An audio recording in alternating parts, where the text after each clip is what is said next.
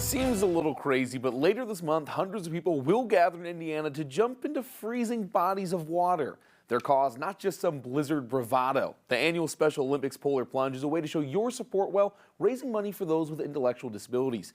Co-chair for the Plunge, Jake Pickett, joins me today. So talk to me, why are people jumping in the water? What is this all for? It's all for Special Olympics, right? There's more than 20,000 Special Olympics athletes across Indiana, and I couldn't tell you how many across the world, but we're doing it to raise money so they can participate in sports and other social activities and things like that at no cost to them or their families. Yeah, a really awesome program you guys run, and fundraising goes all the way until the day you jump on the 31st? And even beyond it, all the way to the end of March. So there's 20 plunges across the state, and so fundraising is open all the way to March. So our goal is to, 115,000 by the plunge day, but we'll keep going after that. We usually do. I think it's cool. I mean, the spectacle of this, it seems so unrelated to what it's raising money for. What is it like that day to see people just getting cold for a good cause? You know, the Special Olympics oath is about being brave, and that's kind of like what we're doing, right? We're going to go out, we're going to do something crazy. It's a little painful, but, your body just takes over, and, it's fun, it's safe, and so that's kind of the big picture of it is, like, let's do something. These athletes are being brave in the attempt. Let's do something similar.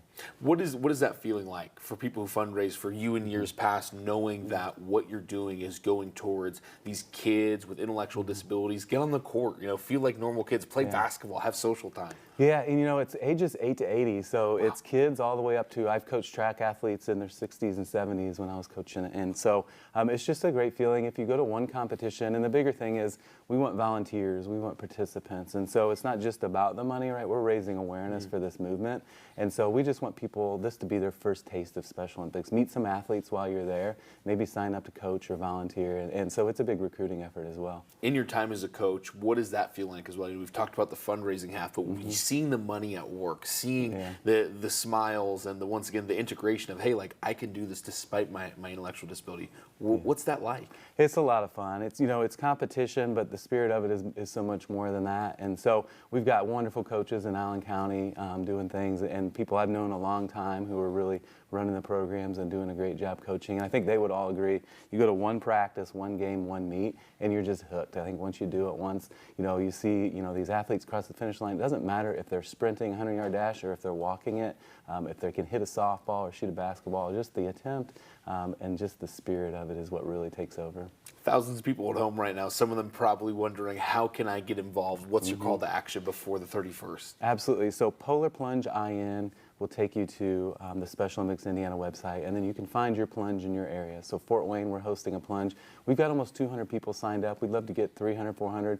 Sky's the limit there. But you can really plunge anywhere. Warsaw has one this year, so people may be watching closer to that area. You're welcome to plunge there. I just encourage you to sign up for a plunge and then start raising money. $125 is the minimum to take the plunge per person. And so that's not easy, but at the same time, once you tell people what you're doing, they're pretty generous with their money, it seems like. And our closest plunge here is on the 31st? 31st at Matea Park. So yeah, January 31st, Matea County Park. They've just been an amazing partner for us.